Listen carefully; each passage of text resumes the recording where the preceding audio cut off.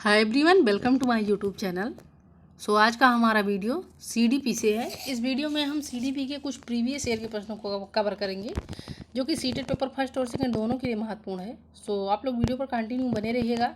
आइए देखिएगा, इसमें सबसे पहला वाला क्वेश्चन देखिए। तो सबसे पहला वाला क्वेश्चन ये है, किशोरावस्था, बाल्यावस्था और वयस्कता के बीच विकास का एक परिवर्ती चरण है। लड़कियों और लड़कों को अपने जीवन में कई डांट और कई परिवर्तनों का सामना करना पड़ता है।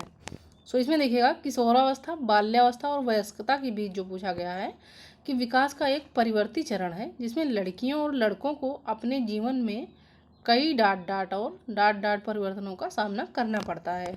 सो पहला वाला ऑप्शन दिया गया है कि मनोवैज्ञानिक और भावनात्मक। बी वाला देखिएगा, दिया है कि मनोवैज्ञानिक और संज्ञानात्मक। उसके बाद सी है कि मनोवैज्ञानिक और शारीरिक, या फिर डी है कि शारीरिक और संरचनात्मक।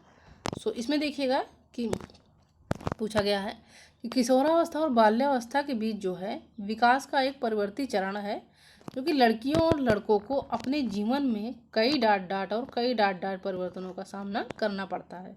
सो इसमें पहला वाला हो जाएगा कि मनोवैज्ञानिक और शारीरिक परिवर्तनों का सामना करना पड़ता है।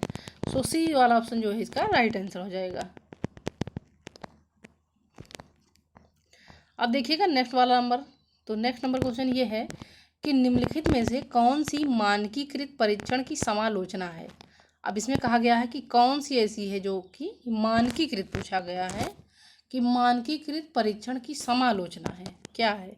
तो पहला है कि भाषा समझना मुश्किल है, यानी भाषा समझना मुश्किल है, ये मानकीकृत परीक्षण की समालोचना है। या फिर बी वाला है कि ये परीक्षण काफ़ी हद तक मुख्य धारा की संस्कृति का प्रतिनिधित्व करते हैं और इसलिए पक्षपाती हैं। या फिर सी है कि ये परीक्षण बच्चे की क्षमता का स्पष्ट चित्र नहीं देते। या देखिए डी वाला है कि बड़ी आबादी पर प्रशासित नहीं किया जा सकता। सो देखिए इसमें कि निम्नलिखित में से पूछा गया है कि कौन सी मानकीकृत परीक्षण की समालोचना है। सो इसका राइट आंसर हो जाएगा ऑप्शन नंबर बी, कि ये परीक्षण काफ़ी हद तक मुख्य धारा की संस्कृति का प्रतिनिधित्व करते हैं और इसलिए पक्षपाती हैं। सो बी इज राइट आंसर, यानी इसका बी वाला ऑप्शन जो है इसका सही उत्तर हो जाएगा। अब आइए देखिएगा नेक्स्ट नंबर क्वेश्चन देखिए। तो अगला वाला क्वेश्चन ये है कि ब्लूम के वर्गीकरण में किसी निष्कर्ष की वैधता का परीक्षण किया जाता है। तो देखिए ब्लूम के वर्गीकरण में पूछा गया है कि किसी निष्कर्ष की वैधता का परीक्षण जो है तो वो कैसे किया जाता है। तो पहला है निर्माण, बी है भावनाएं, सी है मूल्यांकन तथा डी है मापदंड।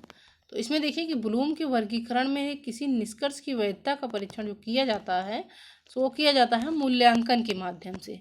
सो इसका राइट आंसर हो जाएगा ऑप्शन नंबर सी। अब आइए देखिएगा अगला वाला क्वेश्चन देखिए। तो नेक्स्ट नंबर क्वेश्चन ये है कि छात्रों को आज्ञाकारी, विनम्र, आदरकारी और नियमों का पालन करने वाला होना चाहिए तथा शिक्षक के नियंत्रण में होना चाहिए। अब यह कथन किस शिक्षा की प्रणाली से संबंधित है, यानी यह कथन जो है तो शिक्षा की किस प्रणाली से संबंधित है कि छात्रों को आज्ञाकारी, विनम्र तथा आदरकारी और नियमों का पालन करने वाला जो है तो वो होना चाहिए। तो इसमें पूछा गया है कि यह नियंत्रण जो है शिक्षा की किस प्रणाली से संबंधित है। सो पहला वाला ऑप्शन है कि पारंपरिक शिक्षा प्रणाली से, या बाल केंद्रित शिक्षा प्रणाली से, या फिर प्रगतिशील शिक्षा प्रणाली से, या फिर समावेशी शिक्षा प्रणाली से।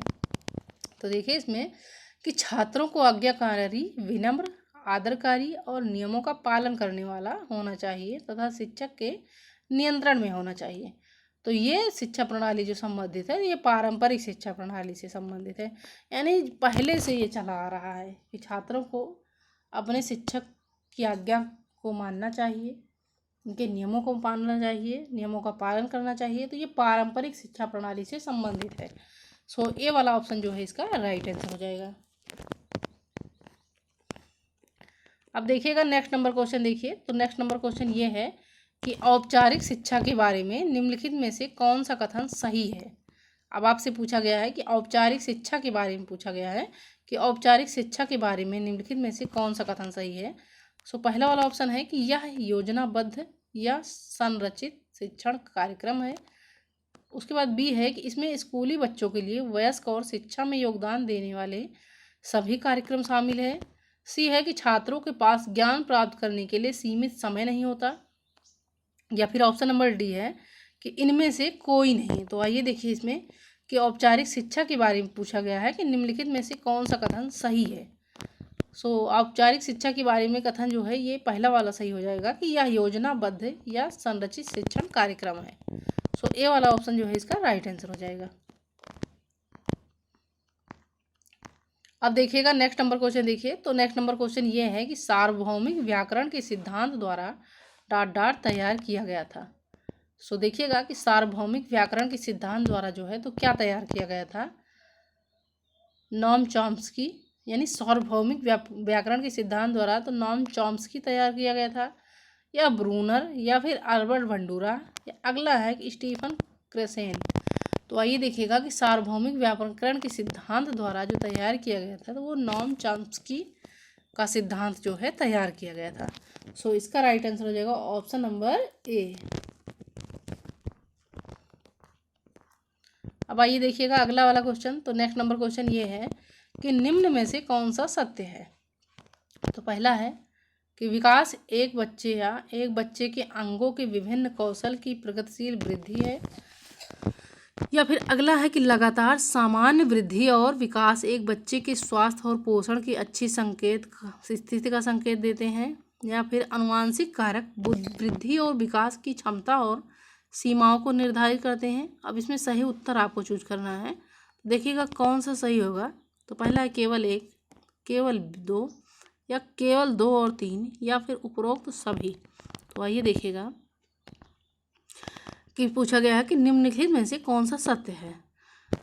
पहला देखिएगा कि विकास एक बच्चे या एक बच्चे के अंगों के विभिन्न कौशल की प्रगतिशील वृद्धि है। यानी विकास जो है तो एक बच्चे या एक बच्चे के अंगों के विभिन्न कौशल की प्रगतिशील वृद्धि है। तो ऐसा नहीं होगा, ये गलत हो जाएगा। उसके बाद देखिएगा सेकंड वाला कि लगातार सामान्य वृद्धि और विकास एक बच्चे के स्वास्थ्य और पोषण की अच्छी स्थिति का संकेत देते हैं। तो ये तो सही हो जाएगा कि जो है लगातार सामान्य वृद्धि और विकास जो है तो एक बच्चे के स्वास्थ्य और पोषण की अच्छी स्थिति का संकेत देते हैं। तो बिल्कुल देते हैं। उसके बाद थर्ड वाला है कि आनुवंशिक कारक वृद्धि और विकास की क्षमता और सीमाओं को निर्धारित करते हैं। तो ये भी सही हो जाएगा। इसका राइट आंसर हो जाएगा देखिएगा कि केवल दो और तीन। इसका राइट आंसर होगा ऑप्शन नंबर सी। अब आइए देखिएगा अगला वाला क्वेश्चन देखिए। तो नेक्स्ट नंबर क्वेश्चन ये है कि एक अस्पृश्य शिक्षार्थी डॉट डॉट अच्छे से सीख सकता है। तो एक अस्पृश्य शिक्षार्थी जो है तो किस माध्यम से सीख सकता है, यानी अच्छे तरीके से तो किस माध्यम से सीख सकता है।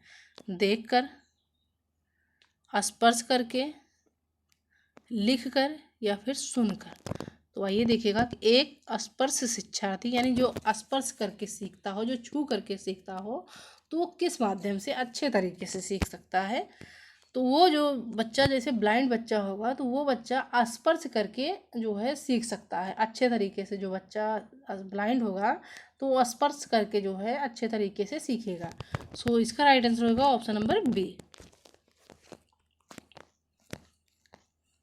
अब देखिएगा नेक्स्ट नंबर क्वेश्चन देखिए कि विविध शिक्षार्थियों की कक्षा में शिक्षक को होना चाहिए। विविध शिक्षार्थियों की कक्षा में तो एक शिक्षक को कैसे होना चाहिए। जहाँ पे विभिन्न प्रकार के शिक्षार्थी हैं तो इस कक्षा में एक शिक्षक को किस तरह से होना चाहिए।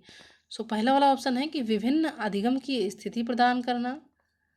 उसके बाद देखिए कि निगमनात्मक विधि के आधार पर छात्रों की समस्याओं को हल करना।